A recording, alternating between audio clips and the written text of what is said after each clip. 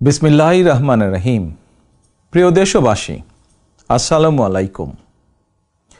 দেশের গণতান্ত্রিকামী জনগণকে বাংলাদেশ জাতীয়তাবাদী দল বিএনপির ৪৬তম প্রতিষ্ঠা বার্ষিকীর শুভেচ্ছা।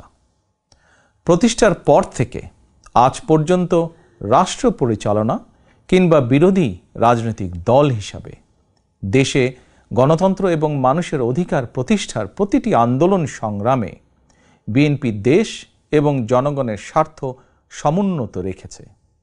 এ কারণেই শত প্রতিকূল পরিস্থিতি পেরিয়েও দেশের গণতান্ত্রিকামী জনগণের কাছে স্বাধীনতার ঘোষকের দল বিএনপি সবচেয়ে জনপ্রিয় এবং বিশ্বস্ত রাজনৈতিক প্রতিষ্ঠান। যাদের নেতৃত্বে, যাদের আত্মত্যাগে, যাদের শ্রম, ঘাম, মেধায় বিএনপি আজ সারা দেশে জনগণের কাছে বিশ্বস্ত প্রতিষ্ঠানে পরিণত হয়েছে, দলের প্রতিষ্ঠা বার্ষিকীর এই শুভ লগ্নে তাদের সবার অবদানকে আমি শ্রদ্ধার সঙ্গে স্মরণ করছি। প্রিয় দেশবাসী, দেশ বর্তমানে ইতিহাসের এক সন্ধিক্ষণে এসে দাঁড়িয়েছে। ছাত্র জনতার আকাঙ্ক্ষার বৈষম্যহীন বাংলাদেশ গড়ার কঠিন এক চ্যালেঞ্জের মুখে অন্তর্বর্তীকালীন সরকার। হাজারো শহীদের আত্মত্যাগ আর অসংখ্য ছাত্র জনতার নিদারুণ যন্ত্রণাকর পরিস্থিতির মধ্য দিয়ে গত ৫ই অগস্ট দেশ স্বৈরাচার মুক্ত হয়েছে। তবে গণ অভ্যুত্থানের সাফল্য এবং সম্ভাবনা নস্যাৎ করে দিতে স্বৈরাচারের দোসররা এখনও ষড়যন্ত্র অব্যাহত রেখেছে। আমি বিশ্বাস করি, বাংলাদেশের পক্ষে শক্তি সতর্ক থাকলে বাংলাদেশকে আর বিপথে নেওয়া যাবে না, আর পথ হারাবে না আমাদের এই প্রিয় বাংলাদেশ। প্রিয় দেশবাসী, ষড়যন্ত্র কিংবা অপপ্রচার চালিয়ে গত ১৫ বছরের অনাচার অবিচার জনগণকে আর ভুলিয়ে দেওয়া যাবে না। রাষ্ট্রীয় স্থাপনা গণভবন ছিল দেশের রাষ্ট্র ও রাজনীতির ঐতিহ্যবাহী স্মারক। গণভবন বর্তমানে স্বৈরাচার হাসিনার দুর্নীতি, দুঃশাসন, অনাচার, অপকর্মের প্রতীক। ইতিমধ্যেই বিভিন্ন মহল থেকে এই গণভবনকে গুম, খুন, অপহরণ এবং গণহত্যার মিউজিয়াম হিসাবে প্রতিষ্ঠার দাবি উঠেছে। ২০০৯ সালের পিলখানায় সেনা হত্যা থেকে শুরু করে ২০১৩ সালের শাপলা চত্বর হত্যাকাণ্ড, ২০১২, ২০১৪, ২০১৫, ২০১৮, ২০২২ এবং ২০২৩ সালে গণতন্ত্র পুনরুদ্ধার আন্দোলনের সময় গুম ও বিচার বহির্ভূত হত্যাকাণ্ড, ২০১৮ সালের কোটা বিরোধী আন্দোলন এবং নিরাপদ সড়ক আন্দোলনে, ২০২৪ সালে গণ অভ্যুত্থানে শহীদ এবং গুম হওয়া মানুষদের স্মৃতিগুলো এই মিউজিয়ামে সংরক্ষিত থাকবে। অবৈধ ক্ষমতায় থাকার জন্য বাংলাদেশে আর কোনো শাসক যাতে স্বৈরাচারী হাসিনার মতন বর্বরোচিত পথ অনুসরণ না করে, ভবিষ্যৎ প্রজন্মের কাছে এই মিউজিয়ামেই সেই বার্তাই বহন করবে। প্রিয় দেশবাসী, অন্তর্বর্তীকালীন সরকার যখন গণ অভ্যুত্থানের আকাঙ্ক্ষা বাস্তবায়নের পথে রয়েছে, এমন সময় হঠাৎ করেই চাপিয়ে দেওয়া বন্যা পরিস্থিতি দেশের পূর্বাঞ্চলের বিস্তীর্ণ অঞ্চল গ্রাস করে নিয়েছে। বন্যার করাল গ্রাসে প্রায় ১ কোটি মানুষ কম বেশি ক্ষতিগ্রস্ত হয়েছেন। অনেক মানুষ মারা গিয়েছেন, বিনষ্ট হয়েছে সম্পদ। এমন পরিস্থিতিতে সাধ্যমতন বন্যার্তদের পাশে দাঁড়াতে বিএনপি প্রতিষ্ঠা বার্ষিকীর সকল কর্মসূচি বাতিল করেছে। ইতিমধ্যে কোনো কোনো এলাকায় বন্যার পানি কমতেও শুরু করেছে। ফলে যারা বন্যায় ক্ষতিগ্রস্ত হয়েছেন, এই মুহূর্তে তাদেরকে বন্যা বিধ্বস্ত ঘরে ফেরানো কিংবা তাদের পুনর্বাসন প্রক্রিয়া বন্যাকালীন পরিস্থিতি থেকেও কিছুটা জটিল। সুতরাং আপনাদের কাছে আমার বিনীত অনুরোধ, আপনারা বন্যায় ক্ষতিগ্রস্তদের প্রতি আপনাদের সহযোগিতা দয়া করে অব্যাহত রাখুন। সমন্বিতভাবে ক্ষতিগ্রস্তদের পাশে দাঁড়ান।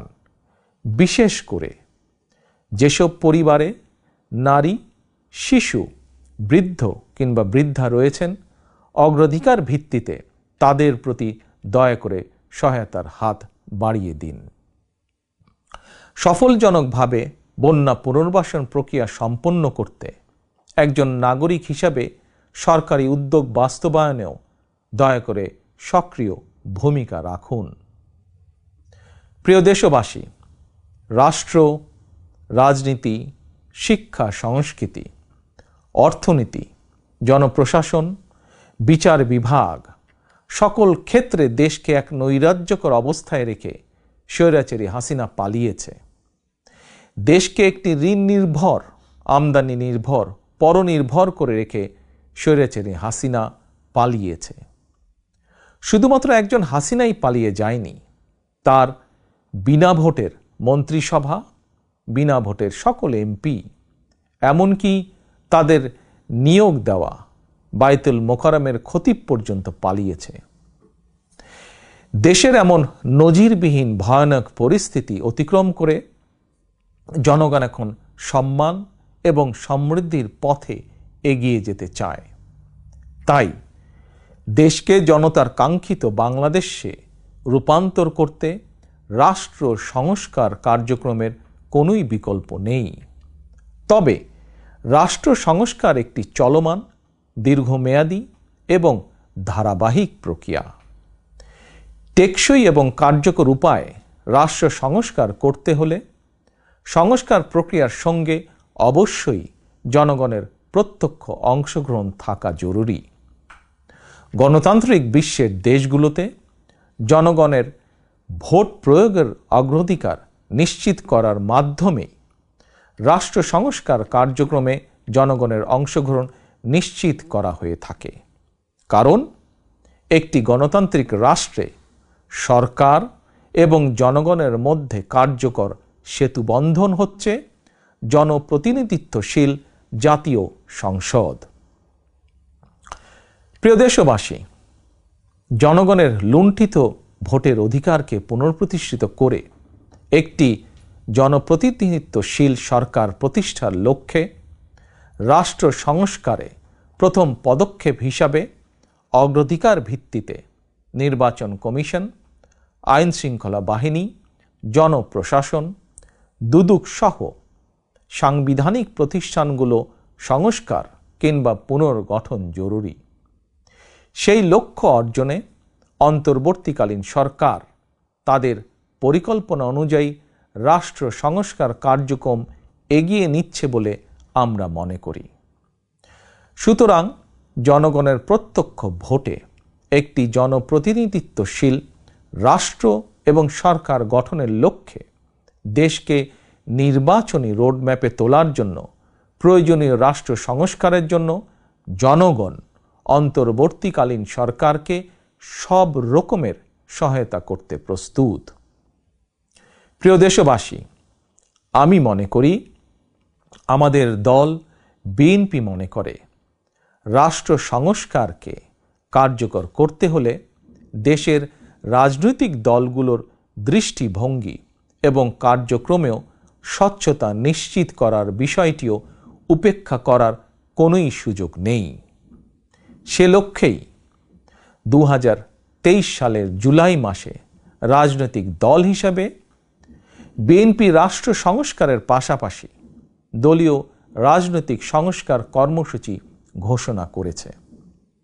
বিএনপি সকল মত ও পথের সমন্বয়ে বাংলাদেশি জাতীয়তাবাদের ভিত্তিতে একটি অন্তর্ভুক্তিমূলক, বৈষম্যহীন ও সম্প্রীতিমূলক সরকার প্রতিষ্ঠা, নির্বাচনকালীন দল নিরপেক্ষ তত্ত্বাবধায়ক সরকার ব্যবস্থা প্রবর্তন, রাষ্ট্রীয় ক্ষমতা ভারসাম্য প্রতিষ্ঠার লক্ষ্যে নির্বাহী বিভাগ, আইন বিভাগ ও বিচার বিভাগের ক্ষমতা, দায়িত্ব ও কর্তব্যের সমন্বয় করা, পরপর 2 টার্মের বেশি কেউ প্রধানমন্ত্রীর দায়িত্ব পালন না করা, উচ্চ কক্ষ বিশিষ্ট আইনসভা প্রবর্তন, এমনকি সংবিধানের 70 অনুচ্ছেদ সংশোধন করার বিষয়েও পরীক্ষা নিরীক্ষা করাসহ রাষ্ট্র সংস্কারের জন্য 31 দফা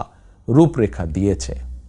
আমি মনে করি, আমাদের দল বিএনপি মনে করে, জনগণের কাঙ্ক্ষিত বাংলাদেশ গঠনের জন্য রাষ্ট্র ও রাজনীতি সংস্কারের বিকল্প নেই।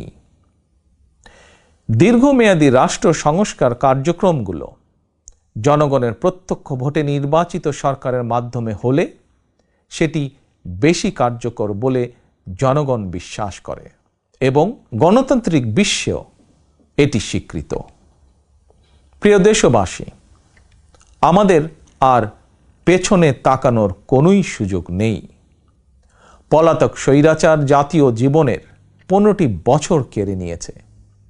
সেই দুঃস্বপ্নকে দূরে ঠেলে দিয়ে দেশের জনগণের সামনে একটি বৈষম্যহীন, নিরাপদ, মানবিক বাংলাদেশ গড়াই বিএনপির আগামী দিনের লক্ষ্য। বিএনপি বিশ্বাস করে, তথ্য প্রযুক্তির বর্তমান বিশ্বে কথামালার রাজনীতির পরিবর্তে বর্তমান প্রজন্ম প্রতিশ্রুতির বাস্তবায়ন দেখতে চায়। সমৃদ্ধি, সম্মান এবং সম্ভাবনার দ্বার উন্মোচন দেখতে চায়। এজন্য রাষ্ট্র ও রাজনীতির কাঠামোগত পরিবর্তনের পাশাপাশি ভবিষ্যৎ প্রজন্ম এবং কর্মক্ষম জনশক্তির সামনে সম্ভাবনার সকল দ্বার উন্মুক্ত করে দিতে হবে। নৈতিক মূল্যবোধ এবং কর্মমুখী শিক্ষানীতির পাশাপাশি দেশে বিদেশে কর্মসংস্থানের নতুন ক্ষেত্র তৈরি করতে হবে। বৈদেশিক কর্মসংস্থান নিশ্চিত করতে প্রয়োজনে অগ্রাধিকার ভিত্তিতে রাষ্ট্রীয় উদ্যোগে দক্ষ শ্রমশক্তি তৈরি করতে হবে। গণতন্ত্রকামী প্রিয় ভাই ও বোনেরা, এবার আমি সারা দেশে আমার দলের নেতাকর্মীদের উদ্দেশ্যে 2টি কথা বলতে চাই। আপনারাই বিএনপির প্রাণ। শত নির্যাতন, নিপীড়ন, হামলা, মামলা, হয়রানির শিকার হয়েও আপনারা জাতীয়তাবাদের আদর্শ বিচ্যুত হননি। আমি জানি, অতীতে বছরের পর বছর ধরে আপনাদের অনেকেই মাফিয়া সরকার এবং তাদের দোসরদের দ্বারা নির্যাতন, নিপীড়নের শিকার হয়েছেন। তবে বর্তমান পরিবর্তিত পরিস্থিতিতে আপনাদের প্রতি আমার একান্ত অনুরোধ, অতীতে নির্যাতনের শিকার হওয়ার কারণে আপনারা কেউ দয়া করে প্রতিশোধ পরায়ণ হবেন না। কেউ দয়া করে নিজের হাতে আইন তুলে নেবেন না। বরং অন্যায় অবিচারের শিকার হলে আইনগত পদক্ষেপ নিন। তবে খেয়াল রাখবেন, কেউ যেন হয়রানিমূলক মামলা হামলার শিকার না হন। আপনাদের প্রতি আমার স্পষ্ট বার্তা, শক্তি কিংবা ভয় দেখিয়ে নয়, বরং ইনসাফ এবং উদারতা দিয়ে মানুষের মনকে জয় করুন, জনগণের ভালোবাসা অর্জন করুন। পরিশেষে বিএনপির 46তম প্রতিষ্ঠা বার্ষিকীর এই শুভ লগ্নে আমি বলতে চাই, স্বাধীনতার ঘোষকের প্রতিষ্ঠিত দল বিএনপিকে mother of democracy Begum Khaleda Zia দেশের 87,000 গ্রামের প্রতিটি ঘরে ঘরে পৌঁছে দিয়েছেন। সেই দলের পতাকা এখন আমার, আপনার, আমাদের হাতে। এই পতাকা এখন শুধু বিএনপির দলীয় পতাকাই নয়, বরং এই পতাকা এখন দেশ এবং জনগণের স্বাধীনতা ও অধিকার রক্ষার প্রতীকে পরিণত হয়েছে। সুতরাং যারা এই পতাকার মর্যাদা সমুন্নত রাখতে চান, তারা কোনো প্রকার অনৈতিক কিংবা অনধিকার চর্চায় লিপ্ত হবেন না।